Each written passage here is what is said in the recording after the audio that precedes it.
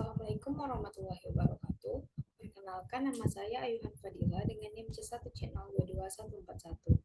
Baiklah, kali ini saya akan membahas materi tentang pajak pertambahan nilai.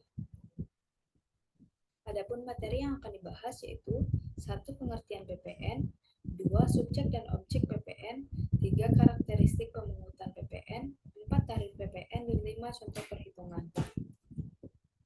Pengertian PPN. Menurut Kemenku 2021, pajak pertambahan nilai atau PPN adalah pajak yang dikenakan pada setiap pertambahan nilai baik dari barang ataupun jasa dalam peredarannya dari produsen ke konsumen akhir. Selain itu, PPN juga didefinisikan sebagai pajak konsumsi yang ditujukan atas pengenaan barang kena pajak dan jasa kena pajak yang ada di dalam daerah pabean.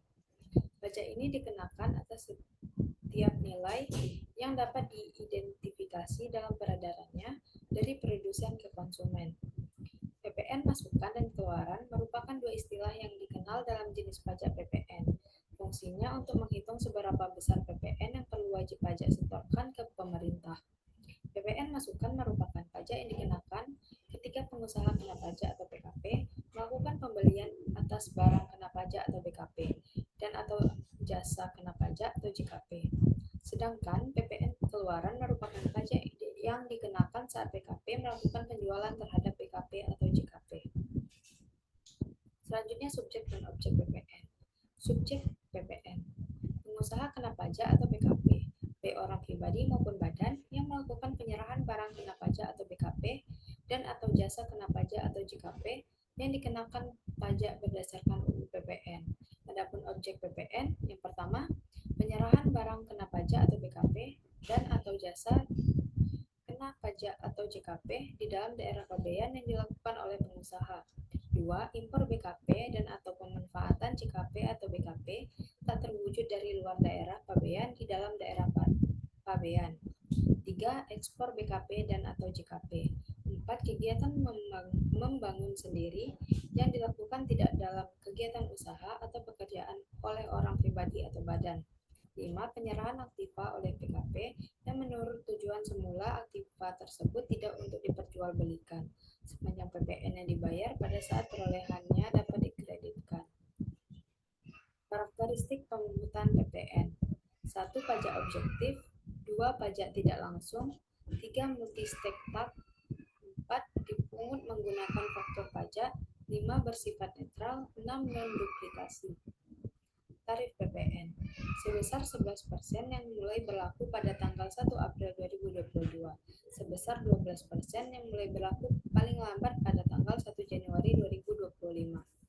Tarif PPN sebesar 0% diterapkan atas ekspor barang kena pajak berwujud, ekspor barang kena pajak tidak berwujud, dan ekspor jasa kena pajak.